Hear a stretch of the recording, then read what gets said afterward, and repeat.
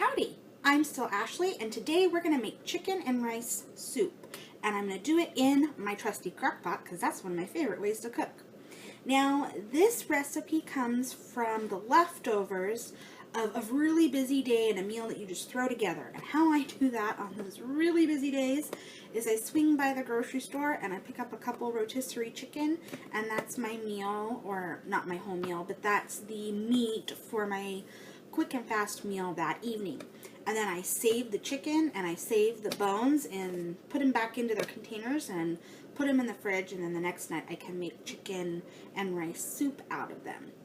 So I get 2 rotisserie chicken, and we usually demolish one. A lot of times we'll go into the second one and eat some of that. But all of the bones from the first one I save for chicken stock, and then, which can be a later video for you guys, but then the other one, I strip off all of the chicken from the bones. I put the bones into some cheesecloth, wrap them up and put them down in the bottom there, and I make chicken and rice soup there for us. So the first thing that I want to do is I want to take off my rings, because I don't like to cook with rings. I like to take those off. I put them in a shot glass. I keep one by all of my sinks in my house because I don't like getting water trapped underneath them. The next thing I'm going to do is wash my hands, because that's really important to do.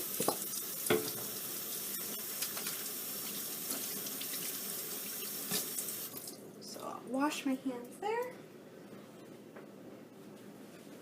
Next is the apron to keep dry. So, one of the things is, when you go and you get your rotisserie chicken, you can get different flavors. I usually get just the regular one, but you can get the ones that are injected with stuff and, different flavors. But I like to just keep it very simple because I do end up using it later for this meal. And on your chicken, you're going to also have the little rope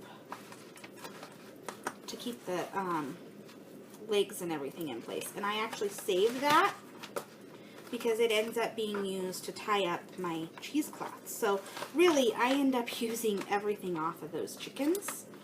And you really want to save those bones and everything because they make a really good chicken stock. And this, you don't add chicken stock to because you've got your bones here to use. And it makes it really simple. And it gives it that really good flavor that you just can't get anywhere else. I like to make my own chicken stock. I found that it's a lot healthier and a lot easier. Now when I do this, I take all the chicken off, and then I do save the bones and everything. But I put those aside as I'm taking this off, and then your chicken chunks are really good in your soup, obviously. And I put the skin in because it has really good flavor to it. And I just pull this all apart, and your fingers are going to get a little greasy from it, but that is just the way it is. Your meat is already cooked, so you don't have to worry about any of that. And then you just put this aside. So then, once you're done doing all that, I won't do all of it right now because I'm gonna, it would take forever, and you guys probably don't want to watch a hugely long video. Then I will also put in an onion, but I will peel it. You need your carrots, and you need your celery. And so I'm going to chop all of those up. I'm going to get this all stripped, and then we'll come back and we'll look at the rest, okay? So we're back. I have stripped the chicken off, and I have separated out the bones and the skin, and I have saved the little rubber piece that came off of it, and I also chopped up all the vegetables. Now, one of the things that I do is I always want my meat and my bones down in the bottom of the crock pot, but I found that to make it easier, I take the top lid of my little chicken dish and I put the cheesecloth over the top. Doesn't have to be perfect, but I just do that so that it's nice and easy to tie up. Put all of this into here. And then it's a lot easier to tie up for you, see?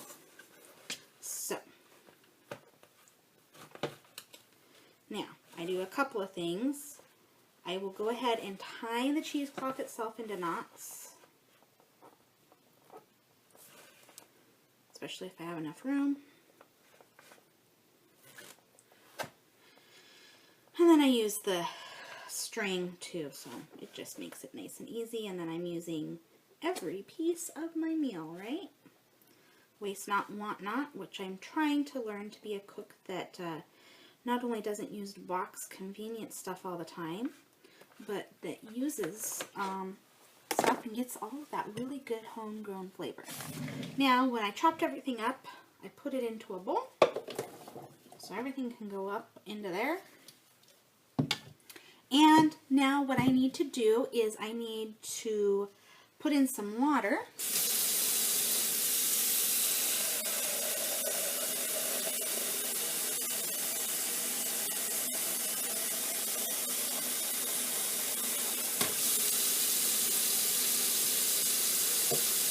Because of course your soup needs a little bit of water added to it.